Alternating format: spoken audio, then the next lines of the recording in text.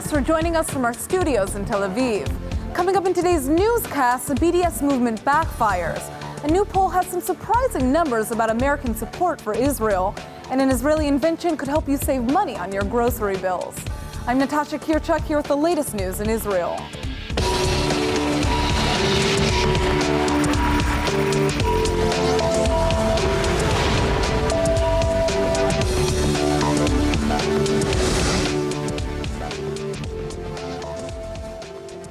The Israeli company SodaStream has laid off the last of its Palestinian workers, following extensive pressure from the BDS movement. The company manufactures carbonated drinks and has been the target of an aggressive boycott campaign for its factory production in the West Bank.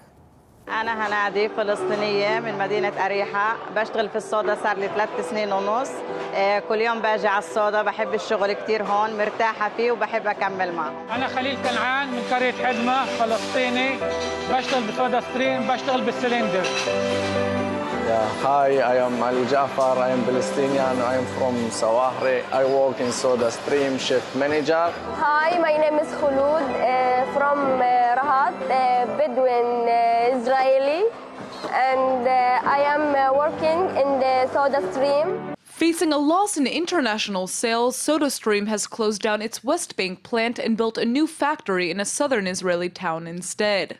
As a result, almost 600 Palestinian employees have lost their jobs because Israeli authorities are refusing to grant them work permits within Israel.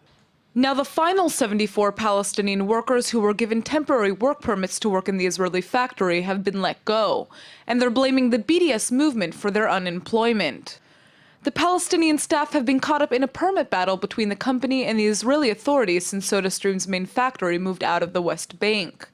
They say they have no prospect for employment in the West Bank because of the very high unemployment rate. SodaStream is fighting to get permits back for the Palestinian workers, but the process is tough.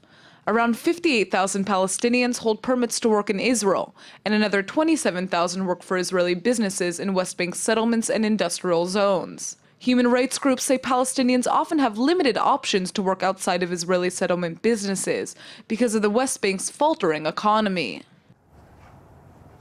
Israel is taking big steps to save the Palestinian economy, and the Palestinian finance minister is saying a big thank you. PA Finance Minister Shukri Bishara has sent a letter of appreciation to the Israeli Finance Minister Moshe Kahlon, thanking him for his role in saving the Palestinian Authority from a financial collapse. Israel has announced it will send 500 million shekels in withheld taxes to the Palestinian Authority, which will help to cover the PA's 1.5 billion shekel debt. Kahlon also promises to issue thousands of additional work visas for Palestinians to work in Israel, and the gestures haven't gone unnoticed. Bishara is thanking Kahlon for his role in the aid and says his leadership has helped set the stage for a new commercial relationship between the PA and Israel. But it seems like Bishara might be the only one thanking Kahlon. Palestinian media reported on Bishara's thank you letter, and activists are outraged. Why? Because in the letter he referred to Jerusalem as a city in the state of Israel. We just told you about Israel's actions to strengthen the Palestinian economy, but it looks like there might be bigger problems. An Israeli minister says the Palestinian Authority is on the verge of collapsing and that Israel needs to take action now. ILTV reporter Denise Wood has more on the story. Immigration and Absorption Minister Zev Elkin says the Palestinian Authority is going to collapse whether Israel wants it to or not. Elkin claims the current wave of terror is child's play in comparison to what could happen if the PA collapses, which it's likely to do after Abbas steps down from office. The PA doesn't currently have an obvious next in line to replace Abbas, and Elkin says it'll likely lead to anarchy and a breakup of the Palestinian government. The minister claims Israel must be prepared for the PA's fall and stop debating about whether or not it'll be good for Israel. Elkin also says Israel made a big mistake in letting the PA be in control of Palestinian media and education, which he says has led to the current mess that exists today. Elkin suggests that Israel focus on the emerging Palestinian leaders and quietly work with them to ensure a more stable future. It may seem like there's a growing anti-Israel sentiment in the United States, but some new statistics are proving otherwise. A recent Gallup poll shows that Americans are still showing strong support for Israel. Gallup conducts an annual survey on how Americans feel about the Middle East conflict. And this year, 62% of the American public said they're more sympathetic to the Israelis than the Palestinians. The Gallup findings show that Americans have become more sympathetic to Israel over the last 15 years. And before you say that it's only the Republicans who support Israel, the poll found that most Democrats and independents share similar feelings.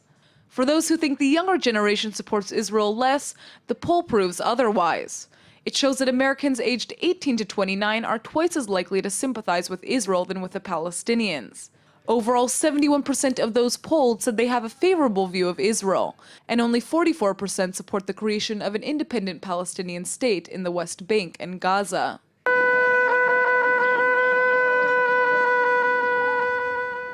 It's easy to blame somebody else for your economic struggles, but one Israeli organization claims that you can overcome a lot of your financial issues by yourself. Moneim is a non-profit social organization that provides economic education and assistance to Israelis around the country. Daniel Sharon is the organization's regional manager, and he joins us with more. Thanks for coming in. Thank you. So what is Moneim? Right. Boy, it's a hard word. Moneim is a non-profit organization which set for itself a mission to increase awareness to household budgeting, to debt management, to financial planning, all these issues that people tend to put aside and try not to think about too much because they deal with numbers and not spending everything you want to. Absolutely. So how did you come up with this idea?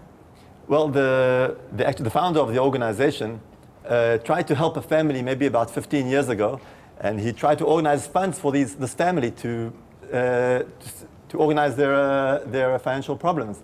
And he realized that the more he was organizing funds, it just didn't help. They were just getting worse and worse. And he realized they just didn't know how to handle these funds that he was organizing for them. So he thought, okay, let's try to figure out a way for people to help themselves get out of the trouble and not rely on other people's money. How common is this issue in Israel, the issue of being able to handle your own budget? Well, if we just look at how many people are in debt or in overdraft in the bank, they're sitting with maybe 50% of the population dips into the overdraft or even is in a permanent state of overdraft inside the bank. So we know people are using debt all the time as an ongoing situation where debt is really not something that we should be accustomed to. People can really get by without debts at all. How many people have you guys helped already? Well, just 2015, about 6,800 families turned to Moneim and got some sort of financial counseling and assistance, whether it's in individual consultations or long-term procedures that we do with the families. But it's really very, very widespread. We turn to the wider audience. We help through lectures and workshops for the entire Israeli public. So could be a good couple of 100,000, I would imagine.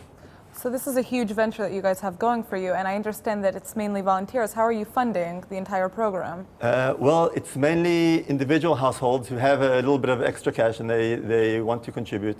It's pretty much in the Israeli culture to give off a bit of your income for certain charity, and it's one of the charities that individual households support. And as a matter of fact, it's actually a very strong financial basis because it's tens of thousands of families who give off a bit of their Who are these families exactly? Is it a specific population within Israel that's facing this issue, or is it just across the board? The people who turn to us? Yes. It's certainly across the board. It's a matter of fact, it's not even just people would think in the lower percentile, it's even in the higher echelons, higher quartiles of income.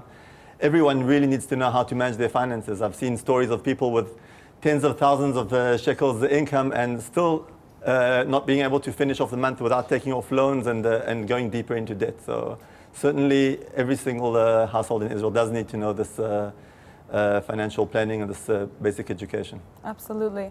I understand that your organization doesn't only help individuals, but also influences legislature in a certain sense. What kind of laws do you think are necessary right now in Israel to help people deal with budgeting? Right, well, that's a really wide issue. I'll tell you a nice little story that we have had some success, almost with legislators, but we've convinced many people who provide loans to do this.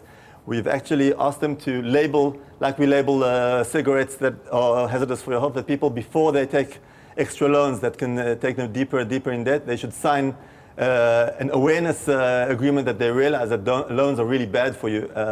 People should really try to get away from loans or taking debt or any sort of financial assistance in there. Right? Well, because a lot of this is about awareness and knowing what you're doing, what you're getting into when you take out a loan. Definitely. So the big question here now is how can people reach your organization? How can they become part of these educational courses that you're providing? Right, it's very simple. We provide for the public in any way you want. You want the information, you can, first of all, start off at our website. You can do everything there from getting on your own tools, your apps, videos, articles, anything you want to do on the website. And you can turn for individual assistance as well. Workshops, assistance, lectures, everything. If you want to be aware, there's no problem. Just go to our website. It's moneim.org. You can even look it up on Google. It comes up first. Great. Well, it's a great thing that you guys are doing for this country, and maybe I should check out what you're doing as well. You guys teach me some things. You're welcome. Thanks so much. Thank you. Israel has yet another title to be proud of. The Holy Land has been ranked as the 8th strongest power in the world by the U.S. News and World Report magazine. If you're wondering what that means, we've got the scoop. The high ranking is based on the tiny country's military might, international influence, and international alliances. While the Israeli Prime Minister is proudly flaunting the high ranking, Israel didn't do as well in some of the 8 other categories in which the country was ranked. Overall, Israel took the 25th spot in the best country ranking, but the Jewish state placed in 34th place for quality of life, 35th place for cultural influence, and 21st for entrepreneurship. According to the ranking, Israel really needs to work on how friendly and sexy it is, whatever that means. Israel received 0.9 out of 10 for friendliness and a big old 0 for sexiness. I guess Tel Aviv needs to work on its charm, but don't take the rankings to heart. You have to come to visit Israel to experience the country for yourself. Imagine being able to buy groceries without having to worry about them spoiling. You wouldn't have to plan meals as far ahead, and your kitchen would be stocked up for a whole lot longer. Well, a new Israeli invention promises to increase the shelf life of your fruits and vegetables up to 3 times, and it doesn't even use any synthetic chemicals. The food protector uses powder made out of natural essential oils to protect produce from the bacteria that causes spoilage. All consumers have to do is place a microencapsulated powder in a specially designed powder holder, and then place the holder in a bowl or refrigerator cabinet containing the produce. The cute little holders are shaped like apples or robots, and they slowly release the active agents in the powder over time, keeping fruits and vegetables fresh for much longer than usual. The Israeli invention promises to improve the shelf life of the typical Israeli salad fixings, like cucumbers, tomatoes, peppers, lettuce, and lemons. Plus, it can also protect eggplants, grapes, apples, potatoes, strawberries, and more. The special tool only costs around $30, and it can even help you save money because it helps ensure that you won't end up wasting produce. And now for our Hebrew word of the day. Israel received what we'd like to argue are some pretty unfair rankings this week from the U.S. News and World Report. The Holy Land scored pretty low on its sexiness factor, but lots of other rankings argue otherwise. So today we thought we'd teach you a word that describes the Israeli people the best, yafeh, which means beautiful in Hebrew. Israel's actually pretty known for its gorgeous people. Just think about Bar Rafaeli and Gal Gadot. Tel Aviv even came in second last year as one of the sexiest cities worldwide. So the word yafeh is used a lot over here. If you want to make an Israeli woman feel special, just tell her eze yafa, or how beautiful. Just make sure you say it in a respectful tone because Israeli women will call you out for being too aggressive. Let's go ahead and take a look at the weather forecast. It's the first day of March and we're going into the new month with some warm weather. Wednesday is supposed to be partly cloudy with a high of 84 degrees. The temperature will drop down to 66 on Thursday with some light rain in the morning.